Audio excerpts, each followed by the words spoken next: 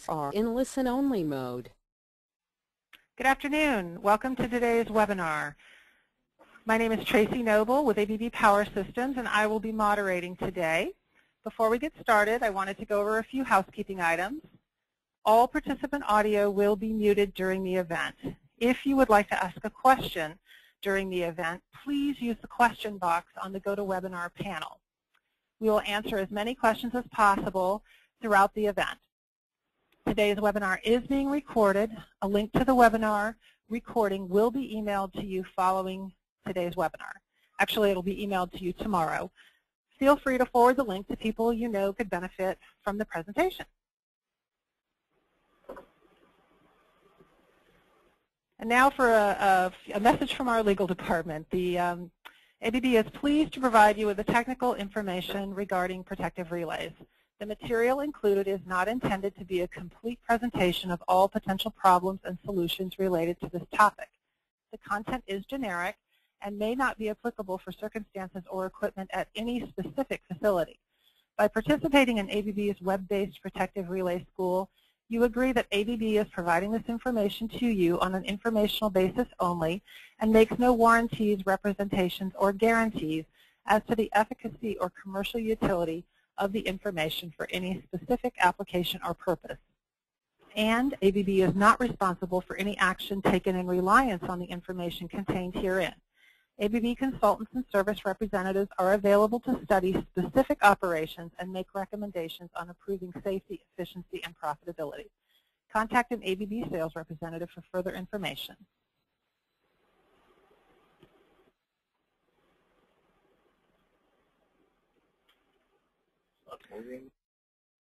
Today is Generator Protection Fundamentals.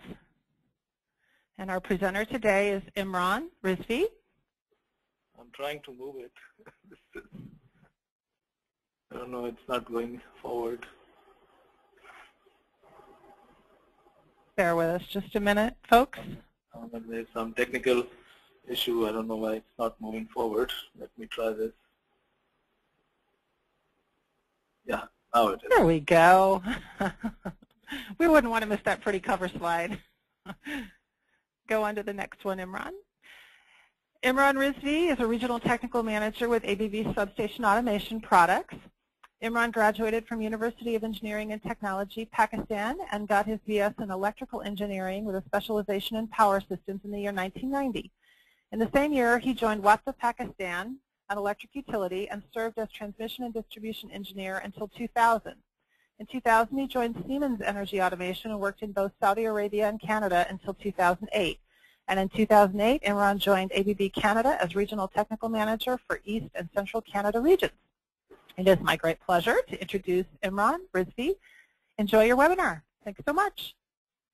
Thank you very much, Tracy. I hope everybody can listen to me right now.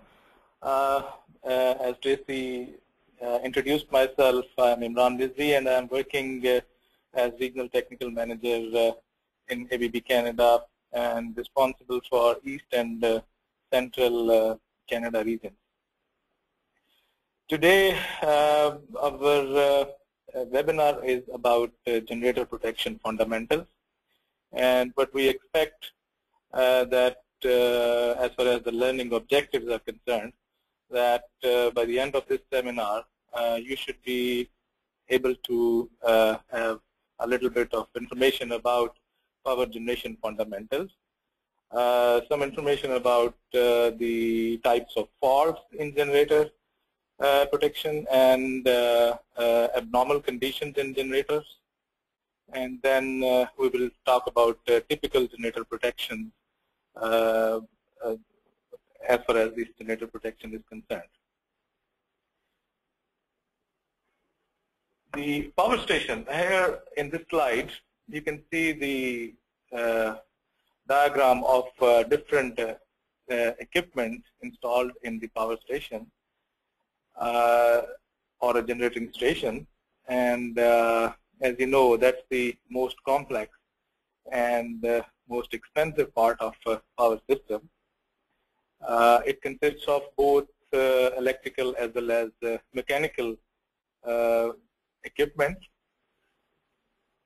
any disruption or interruption in this part of our system, which is power station, has very grave consequences on the power system, both with respect to revenue loss as well as sometimes it is injurious to the human life as well. In this picture, you can see that this whole sequence of power station starts from the turbine, and turbine has got a governor system with it to control the input to the turbine, and then this turbine is connected to the synchronous generator, and synchronous generator is connected to the excitation system over here, and then excitation transformer is here, and we have a generator protection panel, provides the generator protection, and we will discuss about it in detail. We have the control systems, then we have the AC-DC auxiliary system, and that system is being fed by the auxiliary transformer. We have a generator breaker over here, and then we have the GSU, generator step-up transformer, for the generating station, and then generating GSU is connected to the high voltage transmission system. So this is the overall structure of a power station shown in this picture. Let's have a look on the typical configuration. It's another way of putting the how these equipment are connected to each other. So if you can see, we will start from the bottom. This is the grounding system of the generator, and then we have the turbine and turbine valve. Then this is the machine, synchronous machine, and then we have the field circuit breaker. We have the excitation system as well as the excitation transformer. Then we have the generator breaker. We have auxiliary transformer, and then we have the main step-up transformer, and then we have the HP breaker, and then we are connected to the bus bar of the substation. So this is the typical configuration of a power plant.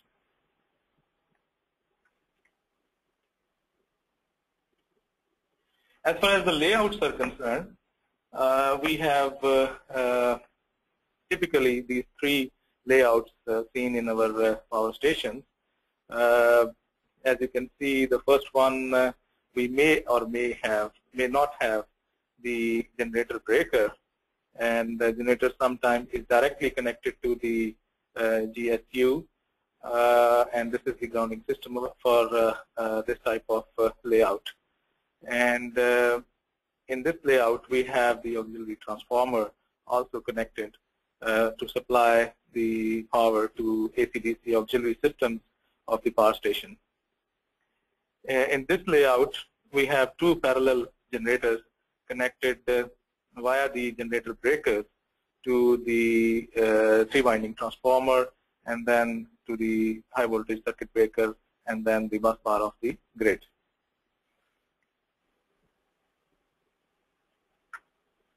There are several ways to provide generator grounding systems, and we will talk about it a little bit in detail, that what are the benefits and advantages of different types of grounding systems provided in generating stations.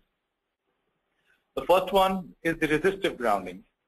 So here a resistance is placed in between the generator neutral point and to the ground, and this resistor is normally in kilo ohms, sometimes 1 kilo ohm, 1.5 kilo ohm, sometimes like this. And this resistive grounding is normally the practice of grounding the generators in our IEC world. Instead of resistive grounding, sometimes we put reactance also instead of resistance, so that's, you call it as a reactive grounding.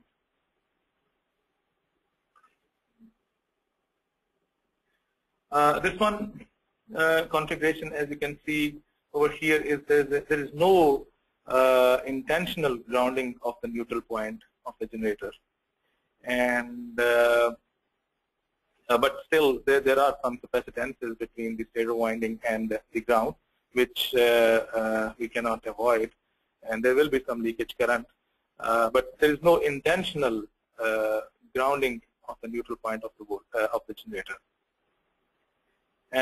The disadvantage of this type of grounding is that in case of ground faults, there will be high transient over voltages created, and that can sometimes disadvantages to the winding insulations. Another type of grounding is by employing a grounding transformer in the neutral path of the generator. And on the secondary of the grounding transformer is a resistor, and this resistor is normally of the order of 1 ohm. A very small resistance is provided on the secondary side of the grounding transformer. And sometimes you can use the reactance also instead of resistor. And this is the typical North American way of grounding the generators. Another type of grounding scheme could be that to employ the grounding transformer on the terminal of the generator.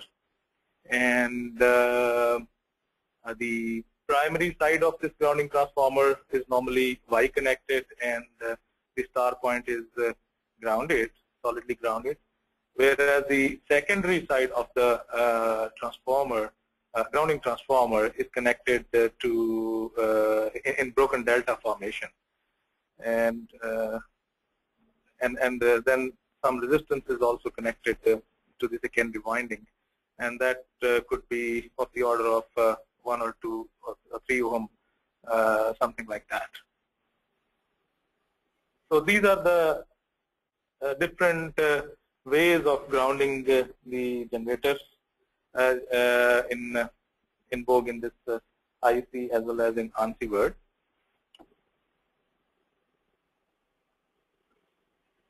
Let's have a look on the simplified equivalent circuit of a generator connected with the power system. Right now you can see that here this is the EMF voltage generated in the generator. This is the excitation current. This one is the reactance of the generator, and this one is the reactance of the power system, and this is the voltage of the power system. Now, if the generator is supplying active power to the system, then this machine is acting as a generator. And if it is receiving active power from the system, then this synchronous machine is acting as a motor. If this on the same side, if this machine is supplying reactive power to the system, then this machine is overexcited mode, or it is in that condition, and it is acting as a capacitor, shunt capacitor, and it is supplying VARs to the system. And if it is receiving VARs from the system, then it is an underexcited machine, and it is acting as a shunt reactor.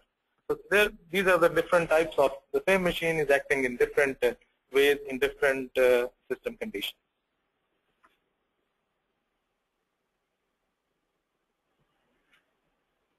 Let's have a look on the generator capability curve, and this curve is quite important when it comes to knowing the performance of the generators, because it tells us several limitations imposed on the performance of the generator in one typical graph.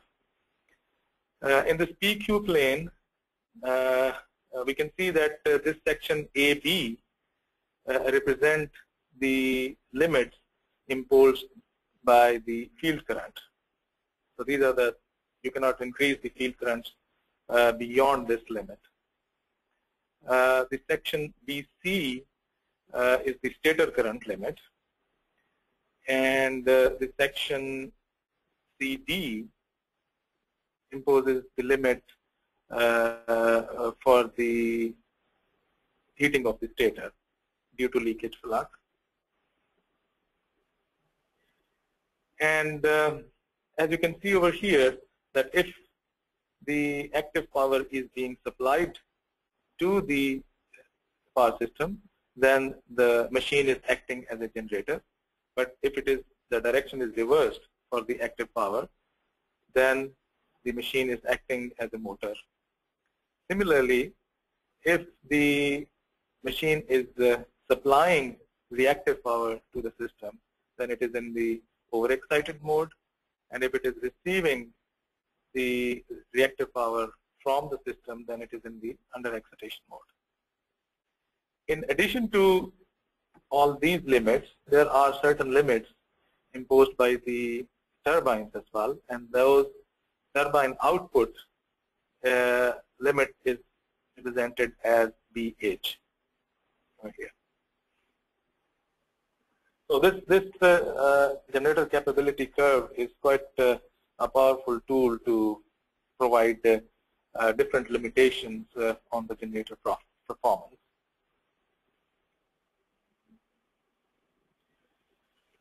This was just an introduction of generator itself.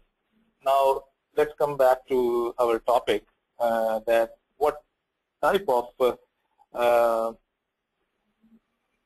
protections or what type of faults as well as abnormal conditions can occur in generators.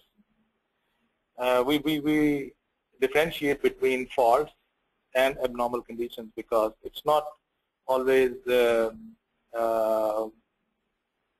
always important or always necessary to issue the trip command to the generator, because we do not want the generator to be off the power system without any serious trouble. But at the same time, we do not want to damage our generator as well. So it's different to that of the protections provided in the other parts of power systems like transformers or line protection, where we just strip and isolate the faulted part of the power system. So let's talk about the faults. What type of what possible faults generators could have? So we can have stator ground faults. We can have rotor ground faults as well, and we can have face-to-face faults in the stator, short circuits, and we can have the stator rotor interturn faults as well, and there can be some external faults which can impact the generator as well. So these are the typical faults which can occur in generators. Then there can be several abnormal conditions which can impact generator protection, and those abnormal conditions can be overcurrent and overload conditions. That can be unbalanced load, over temperature, over and under voltage conditions, over and under excitation conditions. Similarly, over and under frequency, over fluxing conditions, asynchronous and running, out of step or pole slip conditions. Generator motoring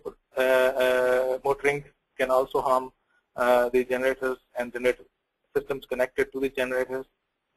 Failures in the machine control system, failure in the machine cooling system, and failure in the primary equipment, and some open phase conditions as well. So there are several abnormal conditions which we need to take care when it comes to generator protection, and we will touch base to all of these abnormal conditions as well as we go through the seminar.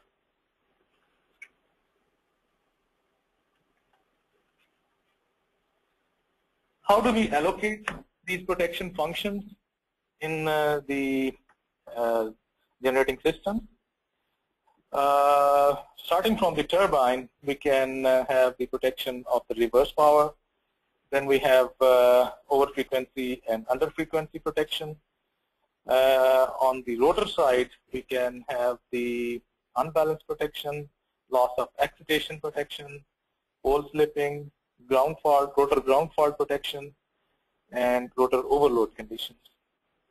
And on the stator side, we can put differential protection, over voltage protection, over fluxing protection, stator overload protection, voltage controlled overcurrent protection, stator ground fault protection, interturn protection, and inadvertent energization of the machine protection.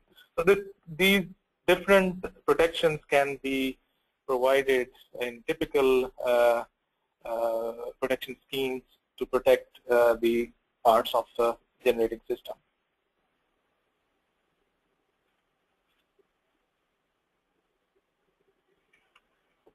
As we talked about that generators are the most complex and expensive single element in a power system, so we want maximum dependability and availability of this generating system. Typical generator protection should cover applications for generator as well as generator transformer units, whether they are hydro systems or pump storage, gas turbine, generating stations, combined cycle, or steam or cogeneration stations. The importance of generator protection is extremely high, because of the complexity as well as because of the importance of the generating system in our power system.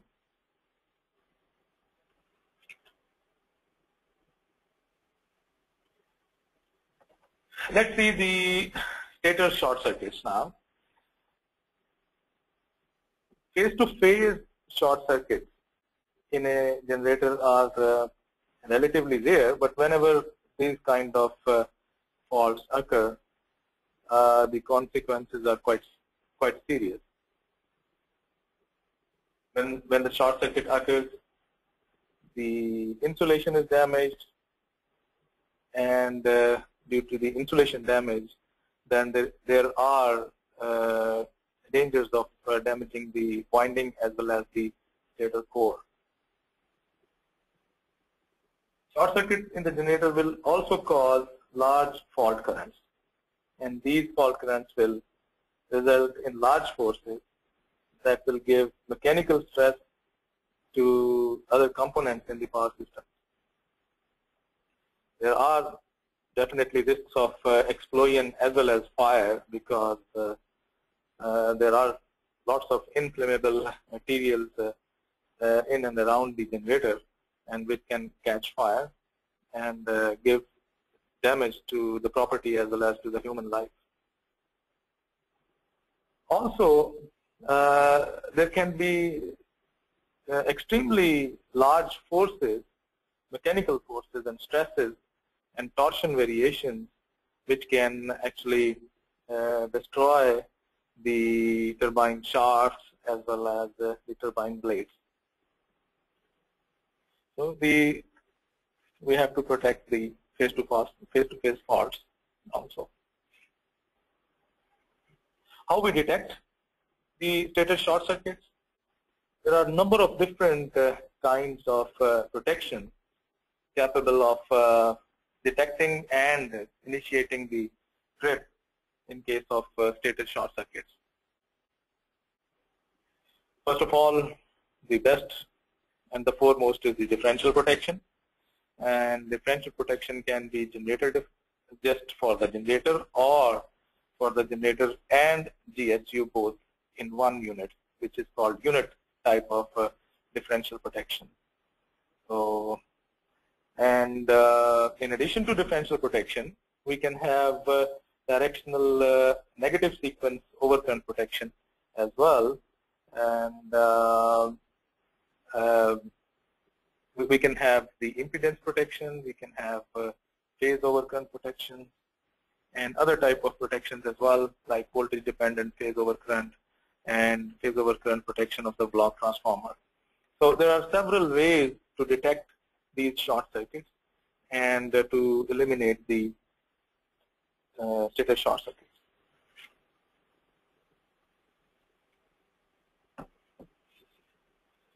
Let's talk about now the differential protection itself. Differential protection, as all other differential protections employed, whether it's a transformer, whether it's a line protection, the foremost quality of differential protection is that it is absolutely selective, and the protection zone is defined by the location of the CTs. So absolute selectivity can be achieved by the differential protection, and it is very fast as well. There is no intentional time delay for the differential protection, because we do not need to achieve any selectivity or coordination with the other power system elements of protection. The generator differential protection will be able to detect fault currents much smaller than generator current at normal operation, giving a very good sensitivity as well. Current transformers on both sides of the generator winding are normal practice, and while employing this generator differential protection, we must design the current transformer generator protection scheme in such a way to take care of the current transformer saturation in the case of through faults, and it should not give an unwanted trip. So almost the same kind of requirements are there for generator differential protection as we have in any other differential protection scheme. There are four sub-functions of differential protection. The first one is the unstabilized differential protection level. So for the very, very high stator faults, we will use this unstabilized differential protection level, and the protection will give out the trip signal without any regard to the stabilizing quantities. For the stabilized differential protection, this protection can be made more sensitive, where the operation current is dependent on the stabilizing current. The largest measured phase current is taken as the stabilizing current in our ABB philosophy. Negative sequence unrestrained differential protection will discriminate between the internal and external faults, and it is enhanced by the biased differential protection to increase speed and security. Similarly, the negative sequence current standalone fault discriminator gives a very sensitive generator protection, and so the combination of these four actually makes a good differential protection for the generators. As you can see over here, that if the fault is internal, then the neutral side current as well as the terminal side current will flow inward towards the protective object. Then in that case, the I differential would be the vectorical sum of this current as well as the neutral side current, whereas the bias current would be the maximum of any phase current. In case of the internal faults, the ratio between the differential and bias current would be greater than 1, and that would be an indication of the internal differential fault. In case of external fault, then the direction of the terminal current will be opposite to that of the internal fault, and in that case the I differential will be equal to 0, whereas the I bias would be again the same, that any the maximum of all the phase currents.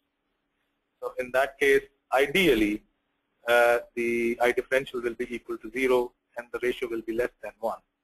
So that would be an indication of an external fault.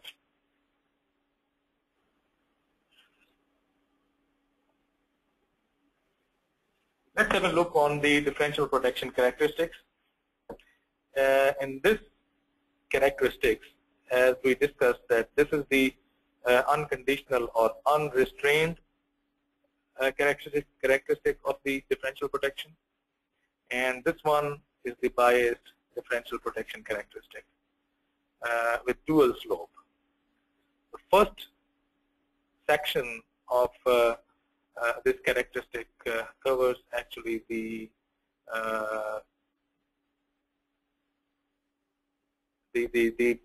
errors introduced by the differential schemes due to the magnetization current or non-current dependent, non-load dependent part of the differential scheme. So this is covered in this section number 1. From section number 2 is the more current dependent inaccuracies in the differential protection schemes. And the section 3 will be, the slope will be more pronounced and is designed to result in a higher tolerance to substantially take care of the current transformer saturation at high through-fault currents.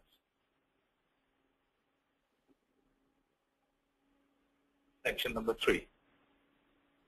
So this is the typical differential protection characteristics of the generator differential protection.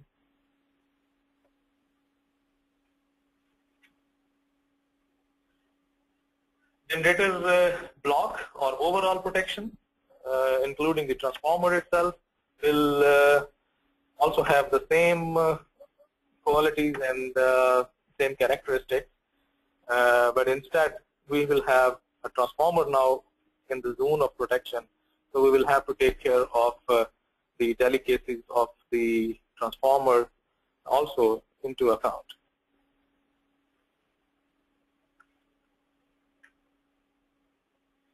When it comes to transformer differential protection, then we have to take care of the zero sequence current elimination, we have to take care of the vector group compensation and transformer ratio compensation, and then we have to have the unstabilized differential protection as we talked about before, and then we'll have stabilized differential protection, and then of course we have to have this harmonic blocking and waveform blocking as well for this switch on to fault features, and then we have the negative sequence unrestrained protection, and then combination with the biased differential, and then we have the negative sequence sensitive differential protection when it comes to the generator unit differential protection.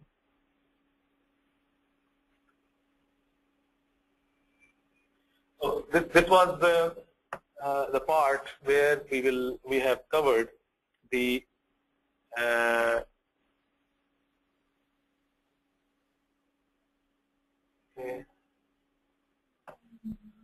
the phase-to-phase faults in the stators, and now we will cover the part that how the stator ground fault protection is covered.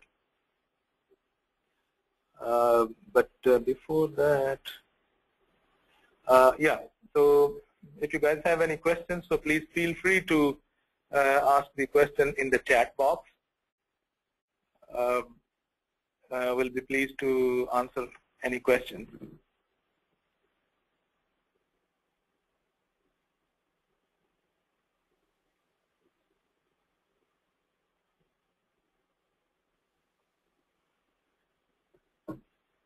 All right.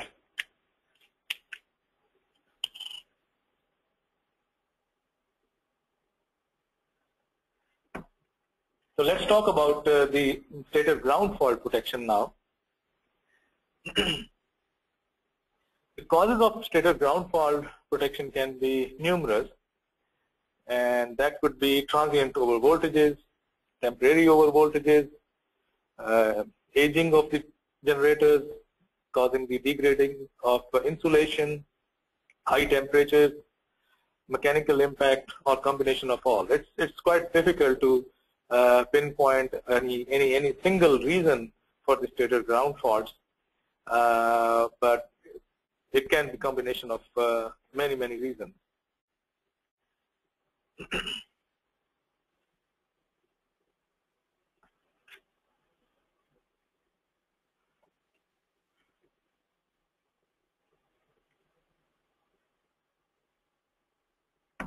So we normally hear that any single protection cannot cover the 100% stator ground fault. Maximum, it can cover only 95% of it. And this slide actually shows you the reason why the 100% we have to take care of special measures, in fact, to cover 100% stator ground faults.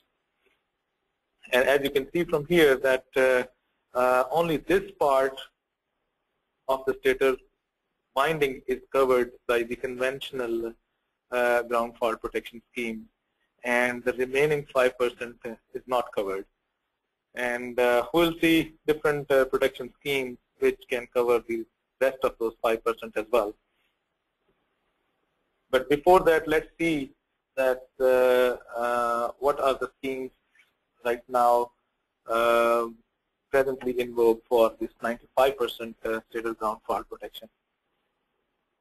We can employ the neutral point voltage transformer to measure the U0, and this will be an indication to have a ground fault protection in the stator.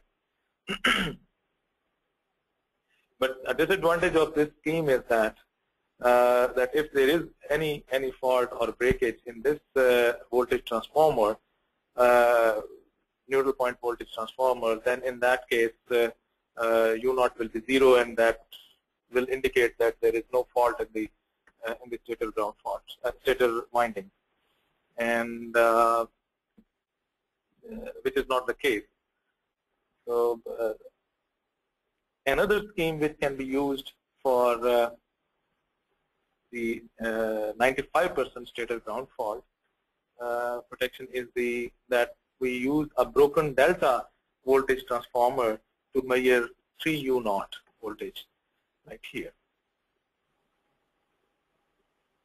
But in both of these schemes, at the best, what we can do is that to cover 95%, and in certain cases, it can cover only up till 80% of the winding.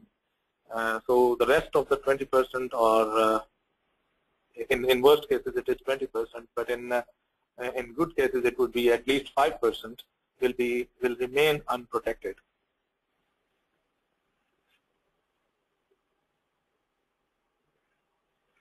So for 100% stator ground fault protection, normally there are two principal methods which are used to protect the 100% ground, 100% stator winding. And these methods are by detecting the third harmonic principle, as well as by the injection method. No matter how good the generator is designed, the sinusoidal waveform generated will never be perfect, and there will be a third harmonic present in the winding in any case. So that harmonic voltage is taken as a criteria to measure the to protect the 100% stator winding. In case of an earth fault or a ground fault close to the neutral, this third harmonic voltage will be reduced and can therefore be an indication that there is a fault, a ground fault in the stator winding. In the other method, we inject a non-harmonic frequency voltage and then measure the corresponding current, and that can also be used as a method for this 100% stator ground fault.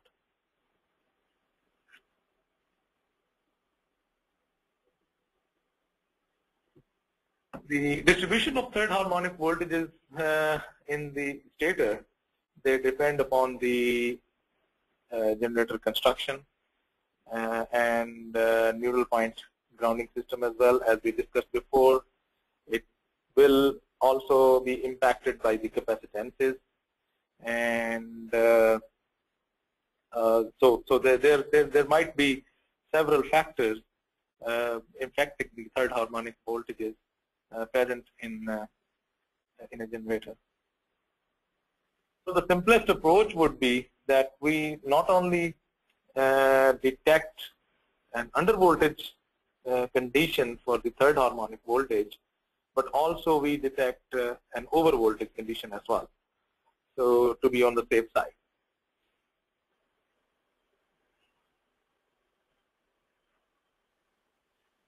Here you can see in this diagram, the generator is modeled as part of the winding, where a third harmonic voltage is induced along the winding, represented by the voltage U3.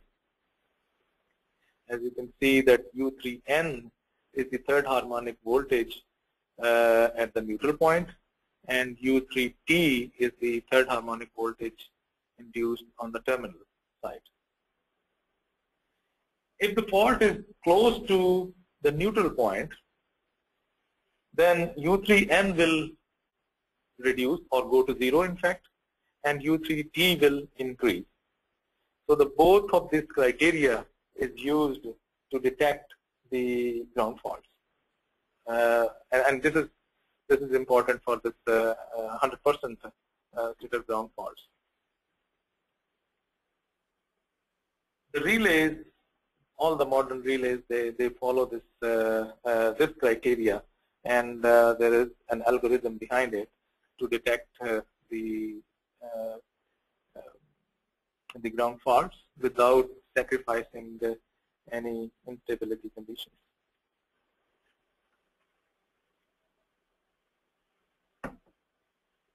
There is another type of protection, impedance protection, which is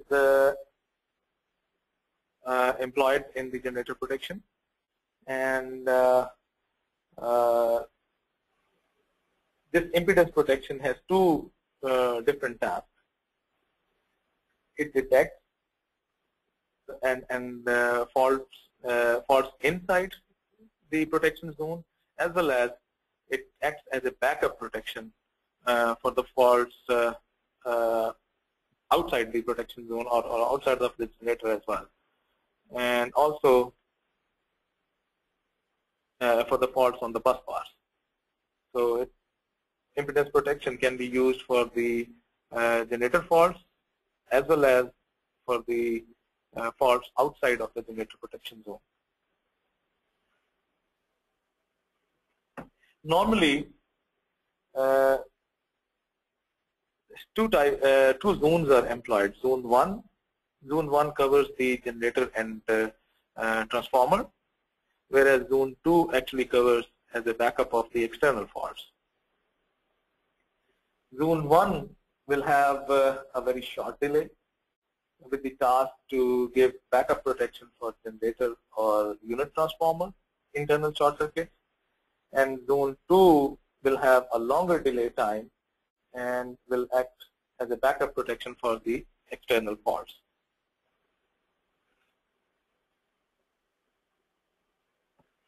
As you can see, the coordination of this type of protection with the line protection, we can put for zone 2 time delay of 0.2 second, and for zone 1 a time delay of 0.2 second, and for zone 2 time delay of 0.5 second, because zone 1 for this distance protection relay is having no intentional delay. So we need to coordinate this distance relay with our generator protection so that to find out selectivity.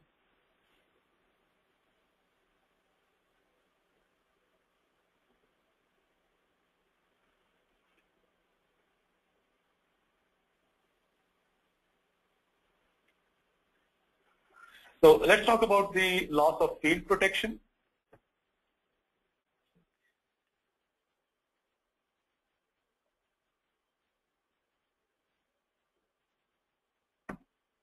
The IEC 61850 logical node for loss of field protection would be LEXPDIS, and ANSI number is 40 for this loss of field protection. And there are several causes of the loss of field. That can be an open field circuit, it can be a short circuit in the field circuit, accidental tripping of the field breaker, AVR, automatic voltage regulator failure, or loss of field at the main exciter. So there can be different reasons for this loss of field, and the consequences would be quite enormous, and that would be that speeding up of the generator and asynchronous running without the excitation, and some heating will also be there for the end part of the stator.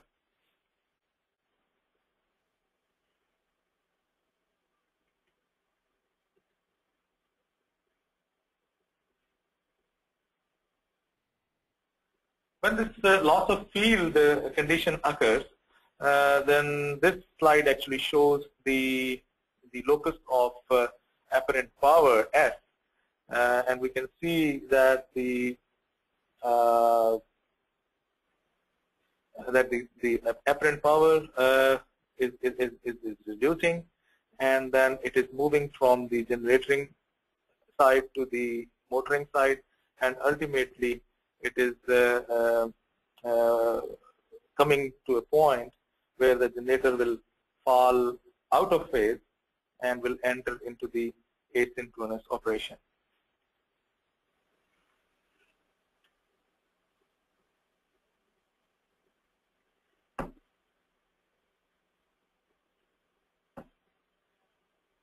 The loss of field or under excitation protection has an offset mho-characteristic, and it is essentially has the two zones, Z1 and Z2, and which are combined with the directional element, and it measures the apparent impedances seen out from the generator. And we will have a look on it.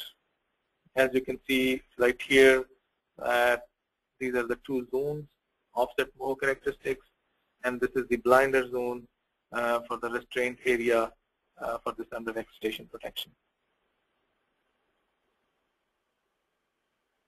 These are the recommended IEEE by IEEE recommended characteristics for the loss of excitation. And we will actually refer to at the end of this slideshow, we will refer to the to different IEEE PSRC working group guides as well as standards, where you can find the details of these characteristics as well as a lot of other information as well.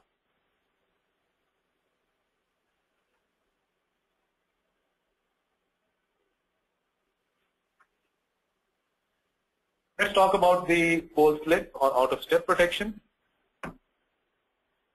This situation happens when machine runs asynchronously with the rest of the system, but with the excitation system intact.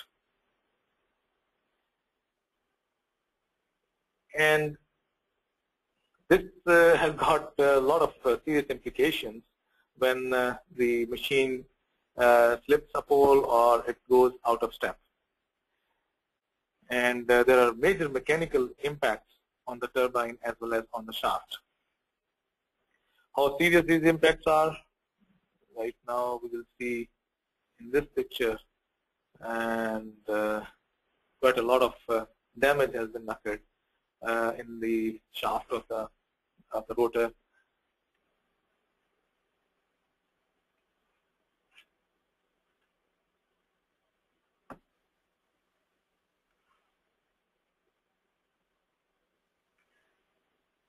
The pole slip conditions normally occur when there is a sudden rejection of the load, or there is any tripping, inadvertent tripping of the transmission line, and then suddenly some extraordinary load comes on the generator. So either a rejection of load or increase in a sudden increase in the load will cause the pole slipping.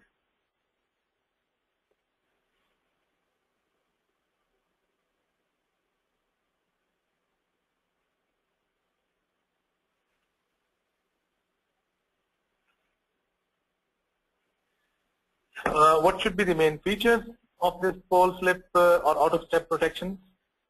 Yeah, so it should detect the slip frequencies from 0.2 Hertz to 8 Hertz, and it should alarm before the first slip, and it should discriminate between the generating as well as the motoring direction of the rotor of the phase angle. It should discriminate between the local as well as external power swing centers, and it should trip after a set number of slips, and it should have at that time a set rotor angle to satisfy the trip condition. In this slide, we will talk about the operating characteristics of the pole slip and out of step protection. Now, as you can see, that if the generator is faster than the system, then the impedance will move from right, the locus of the impedance will move from right to left, and if it is slower, then it will be moving from left to right. An alarm is given out when the rotor angle is more than that of the warning angle.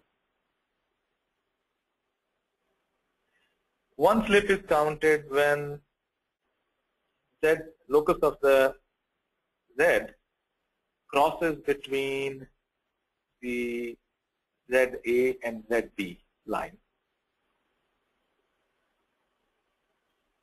If it crosses between ZB and ZC, then it is considered as zone 1, and if it crosses between ZC and ZA, then it is considered as zone 2. There are two tripping stages. One tripping stage is that trip 1 will be issued when N1 number of pole slips are counted in the zone 1, provided the rotor angle is less than that of this trip angle. And trip 2 will be issued if N2 counts of slips are recorded in Z2, in zone 2, and rotor angle is less than the trip angle. So these are the two trips. All signals will be reset if the direction of movement is reversed or the rotor angle detects reset without a slip being counted. All these values are also available in the fault record of the typical relay.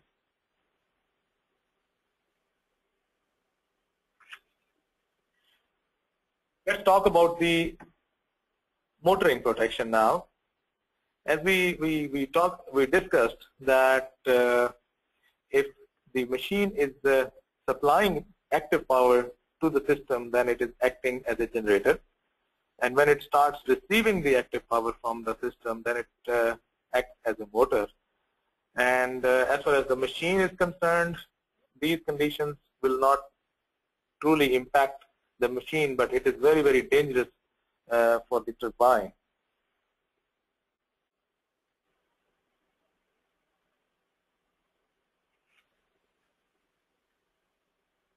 And this picture actually shows you that the erosion and cavitation of the blades of the turbine due to the motoring condition of the generators. And what could be the causes of this kind of condition? It can be loss of the prime mover. It can be in the hydropower plants. It could be the low head of the water level, as well as some load variation can be the cause of motoring action of the generator. And its effects are that overheating as well as the damages to the turbine blades.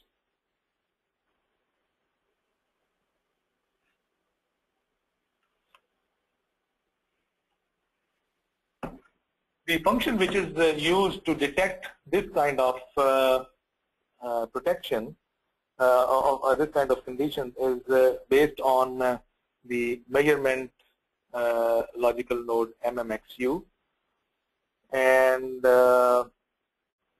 accurate measurements are required to detect this kind of conditions, and multiple choices are available. It can be three-phase, it can be Aron, it can be positive sequence, phase-to-phase or phase-to-ground quantities, and these quantities are used to detect the this directional power protection. Both overpower relay as well as underpower relay are used to detect the power direction criteria, and in combination of both, this protection works. For the overpower protection, as you can see that in case of this type of protection, one should set the relay to trip if the power flow from the network to generator is higher than 1%, depending on the type of the turbine. In the case of low-powered power protection, or one should use this underpower relay, and if the active power from the generator is less than about 2%, then this underpower relay will issue a trip. And as you can see from here that this underpower relay has got a lot of margin over here as compared to the low power, overpower relays. In both these cases, the sequential tripping can be used to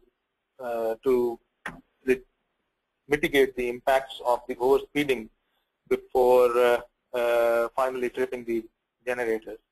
And these are the steps which can be programmed in any modern relay by using the configuration tool. Yet another type of protection is also employed, and that is negative state sequence overcurrent protection, 46. And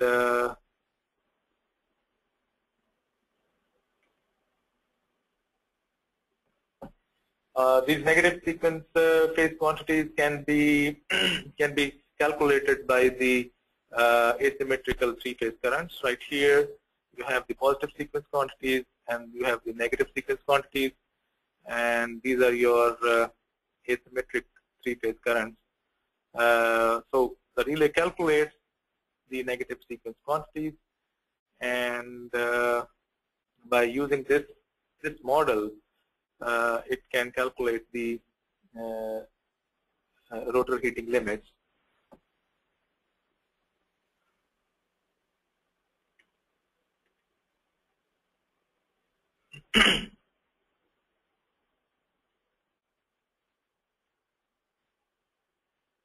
Here you can see that this K is the constant depending on the generator design and size. And T is the time in seconds, and I2 is the negative phase sequence current per unit. And this value of the K is provided by the generator manufacturer according to this ANSI C50.13.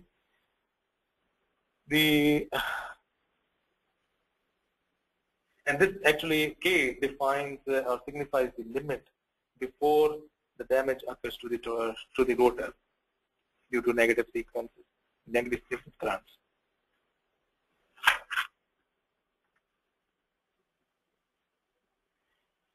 As far as the causes of negative sequence currents are concerned, there can be an unbalanced load, then transmission circuit can be untransposed. That can cause negative sequence currents flowing into the relay or into the generator, and then there can be an unbalanced system faults, series faults, or some hole could be open or in the circuit breaker, and then there could be an open circuit. So there are several causes to create negative sequence in the generators. These are the IEEE definitions for pole slip, power swing, etc. What is a stable power swing? What is an unstable power swing? And we will refer to these publications as well as these guides at the end of this seminar to get more information about these terminologies.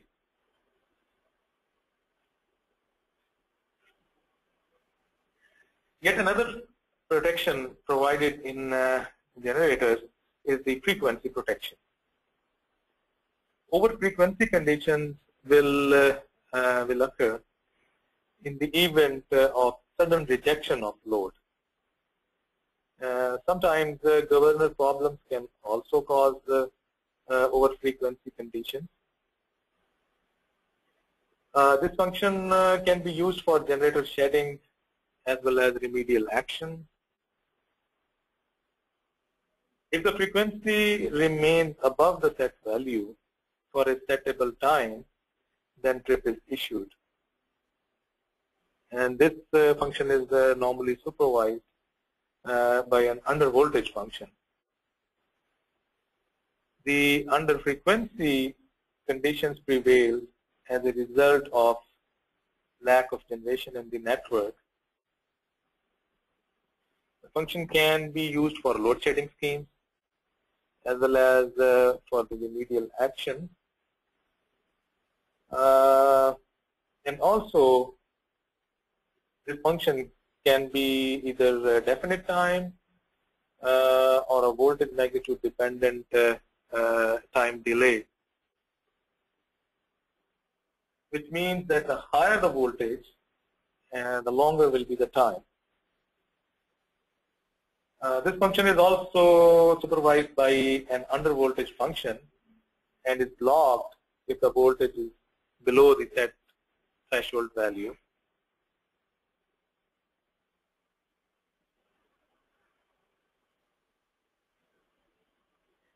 Another type of protection is the over voltage protection. Overvoltage protection is provided with inverse or definite time characteristic. Overvoltage condition will occur in the power system during the abnormal conditions, such as sudden loss of power or tap changes regulating failures, for example, or open line ends for the line, long lines, for example. So several conditions. Typical settings are 115% with 2-second delay and 130% instantaneous. This function can also be used for open detectors or switch on off of the reactor or capacitors when combined with the directional reactive power function.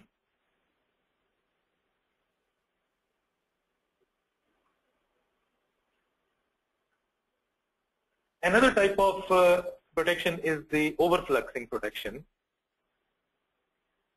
Overfluxing causes eddy currents, and eddy currents will cause in turn heating, and that heating can damage the insulation, and it can cause overheating of the non-laminated metal parts, increase in the magnetization current, and increase in core and winding temperatures, and that can cause vibration and noises in the machine.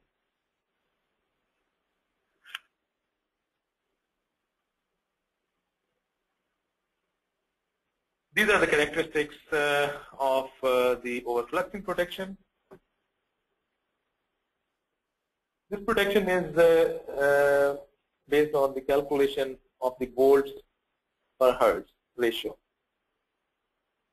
The action of the protection is usually to initiate a reduction of excitation, and if this fails, then a trip is issued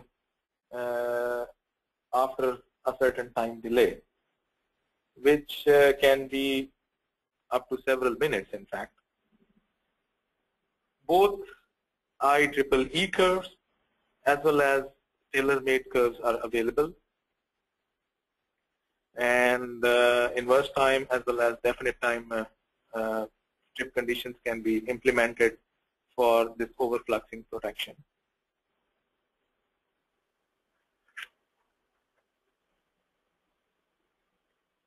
Thermal overload conditions, that is something which we need to take care of for the generators as well.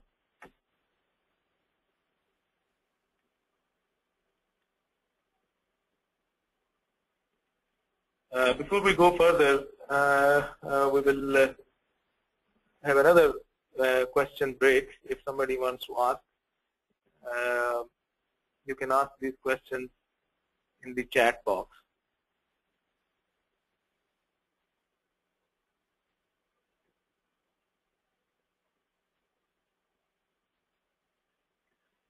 Okay, so this we were talking about this thermal overload protection.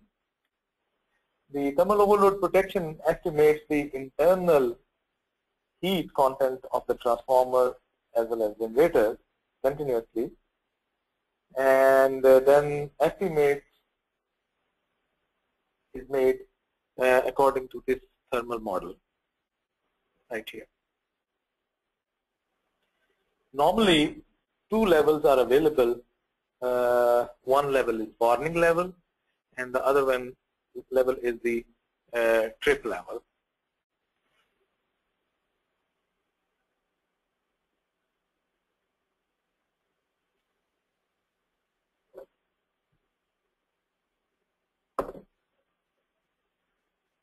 Another type of protection which is normally applied to the generator protection scheme is the accidental energization protection, and this is, principally speaking, it is a voltage controlled overcurrent function, and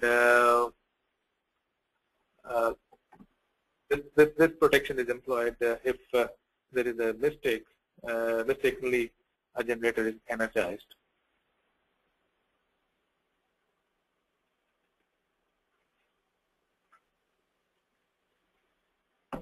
Yet another type of protection is the breaker failure protection, and it is the it has got the same protection scheme as that of any other breaker failure protection scheme. First of all, the breaker when the primary breaker doesn't operate due to any fault or any problem, then what happens is that this breaker failure protection comes into an action, and it gives a retrip signal to the same breaker once again. If it doesn't operate, then it gives the tripping signal to the adjoining breakers, and then in certain cases it gives the transfer trip to the remote breaker as well if the adjoining breakers are unable to clear the fault. This is a typical timing sequence for the breaker failure protection. As you can see that this is the instance in which fault occurs. 10 to 30 milliseconds is the protection time, time taken by the relay to issue a trip signal, and from that point the breaker failure timers T1 and T2 starts, and 40 to 80 milliseconds is the breaker opening time, and then we give a little bit of margin, about 20 milliseconds, and if the current is still there at the end of the timer T1, then a trip signal is given out. A retrip signal is given out. And similarly, after another 40 to 80 milliseconds giving the breaker operating time, and then another margin, then this T2 timer will expire, and if the current is still present, then the adjoining breaker, trip to the adjoining breaker is given out, and that would be the timer T2.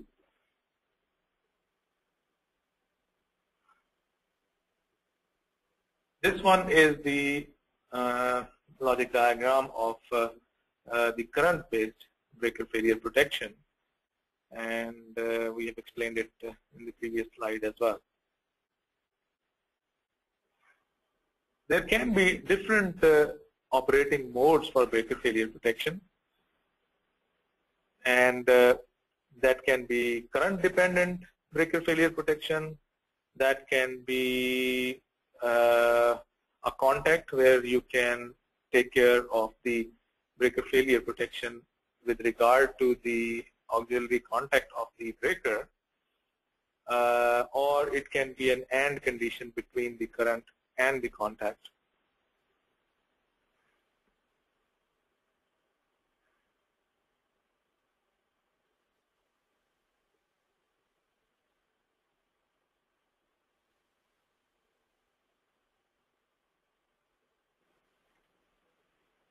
So here is the list of IEEE standards and guides. You can go to the website, where IEEE website, and get some more information about generator protection. The IEEE PSRC Working Group J is responsible for generator protection, documentation, guides, and etc., and making any changes to those. So you can refer to those resources as well.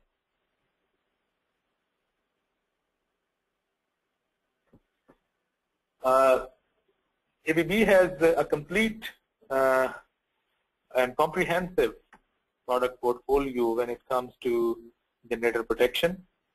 We have REG 650 relays as well as REG 670 relay, and REG 650 is for small and medium sized generators, whereas REG 670 can be used for all types of generators. And it has unrivaled selectivity and sensitivity. Lots of communication capabilities are provided in all of our REG type of relays. In fact, it is for all the Relion series. We can provide the MP3, I61850, and other communication protocols as well. And it provides innovative tool which simplifies calibration and commissioning. PCM 600 is the only tool which is used to parameterize, to configure, to test and commission the Relion series of relays. So there's just one tool, and if you know that tool, it means that you know all the relays. At the end, we thank you for your participation. Shortly, you will receive a link to an archive of this presentation. To view a schedule of remaining webinars in this series, or for more information on ABB protection and control solutions, visit www.abb.com/Relion. At the end, this is a disclaimer. ABB is pleased to provide you with technical information regarding protective relays. The material included is not intended to be a complete presentation for all potential problem solutions related to this topic. The content is generic and may not be applicable for circumstances or equipment at any specific facility. By participating in ABB's website, Protective Relay School, you agree that ABB is providing this information to you on informational basis only, and makes no warranties, representation, or guarantees as to the efficacy or commercial utility of the information for any specific application or purpose. And ABB is not responsible for any action taken in Relion on the information contained herein. ABB consultants and service representatives are available to study specific operations and make recommendations on improving safety, efficiency, and profitability. Contact an ABB sales representative for further information. And thank you very much. And with this, we will open the question answer session. Good afternoon. We have some questions that have come in, and I think we're going to let the line go dead, but I believe Roger is responding to those questions through the question box. So I am going to mute my line and just monitor the question box, but Roger is typing away and responding. So we have some good questions. I think Roger? we got most. I think we have most of the questions covered right now. Okay. So great. if anybody has any further questions, just let us know.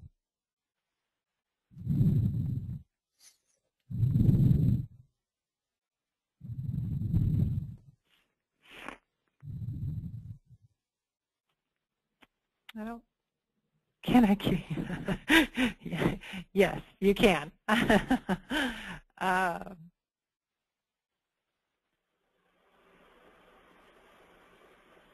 You all will receive an email after this session with my contact information. This is Tracy, and it will also provide you a link, as Imran said, to the recorded archive.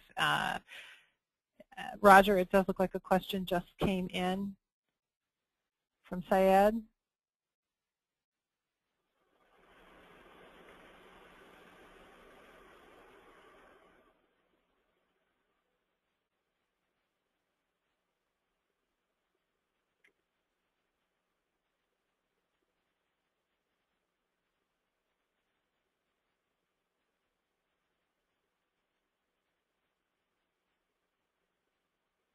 Yeah, if I had asked if the REG or 650 or 670 are microprocessor-based relays, then you need one for each phase. And the answer is no. There are three-phase relays, and you only need one for a three-phase system. You may use dual relays to get redundancy, but only one is needed for all three phases.